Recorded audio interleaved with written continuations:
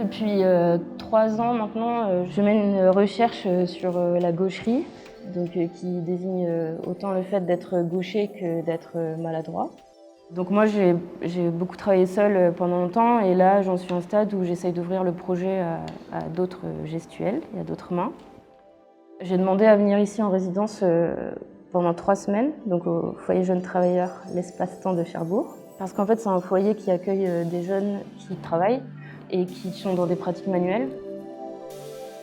Et en fait, je voulais voir en leur proposant de venir me raconter des anecdotes de maladresse qui auraient pu leur arriver dans leur vie, comment ensemble on pouvait essayer, par le biais de plumes calligraphiques, écrire ces histoires, les illustrer et voir si on pouvait tirer de cette maladresse des forces graphiques et plastiques.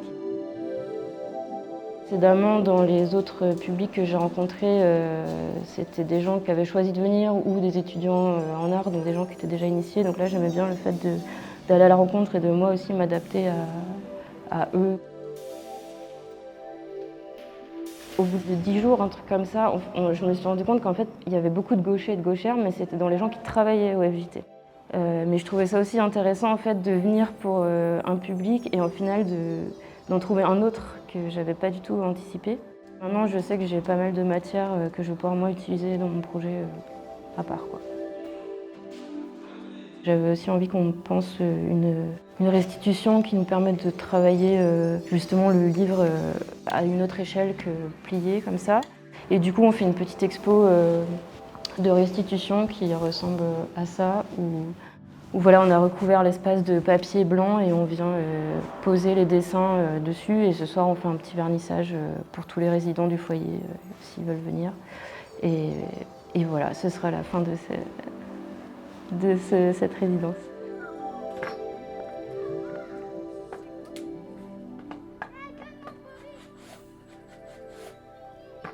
Dans le cadre de la résidence Soudain l'été prochain, donc je suis rentré en contact pour réaliser la candidature avec l'espace jeunesse de Louvigny.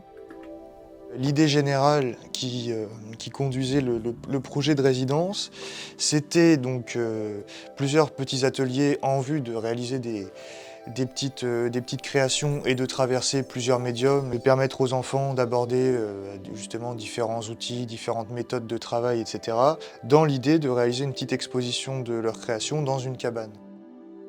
Découvrir des nouveaux publics, ça c'est un plaisir, et le fait de travailler avec les enfants, c'est très stimulant parce qu'ils sont en demande et ils sont assez réceptifs quand même. Et ils ont de belles idées et une sorte d'enthousiasme. Et ça m'a apporté pas mal de choses, dans le sens où il faut être très réactif, il faut être assez pragmatique et c'est plutôt une bonne chose, je crois, parce que je peux avoir tendance à être plus introverti, rester concentré sur des choses que je vais préparer, que je vais prendre vraiment le temps de réaliser, tandis que là, voilà, il faut rentrer dans l'espèce de présent de l'action. Avec les enfants, il ne faut pas que ça traîne trop, il faut que ce soit assez dynamique.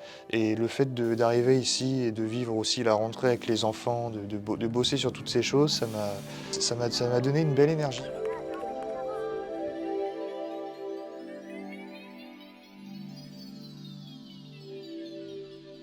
Alors, le projet initial, c'était vraiment de travailler, justement autour de cette idée de théâtre, qui est quand même assez, présente dans ma pratique.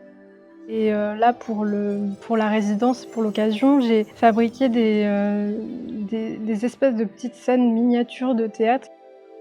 Très vite, les petites, scénettes se sont remplies, en fait, d'objets, d'histoires et c'est ça qui a été assez beau, en fait, sur cette résidence.